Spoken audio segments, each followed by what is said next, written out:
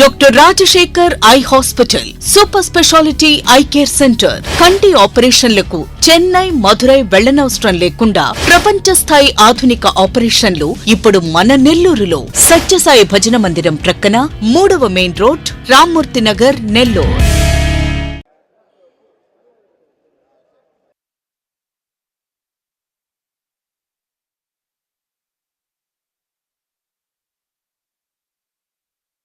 రెండు 2022 నుంచి 2024 వరకు పేదల పక్కా గృహాలలో చెప్పలేనంత అక్రమాలు, అవినీతి జరిగింది.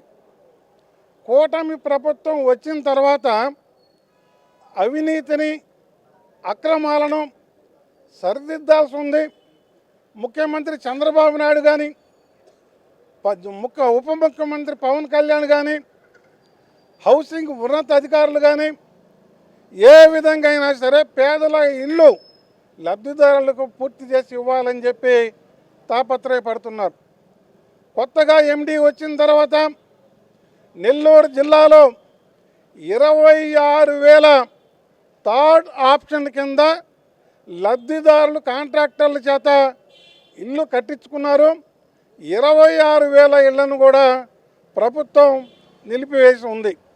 26,000 ఇళ్లను రీకన్సిలేషన్ చేసి డిఫెక్ట్స్ ఏమైనా ఉంటే, చేయాల్సిన పనులు ఏమైనా ఉంటే రెక్టిఫికేషన్ చేసి నివేదిక పంపించండి, నెల్లూరు జిల్లాలో పనులు ప్రారంభిస్తామని చెప్పి స్పష్టంగా ఆదేశాలు ఇవ్వడం జరిగింది. దురదృష్టవశాత్తు నెల్లూరు జిల్లాలో ఏ అధికారి కూడా గవర్నమెంట్ నామ్స్ కానీ, చంద్రబాబు నాయుడు ముఖ్యమంత్రి గారి ఆదేశాలు కానీ, హౌసింగ్ ఎండి ఆదేశాలు కానీ నెల్లూరు జిల్లాలో పాటించడం లేదు.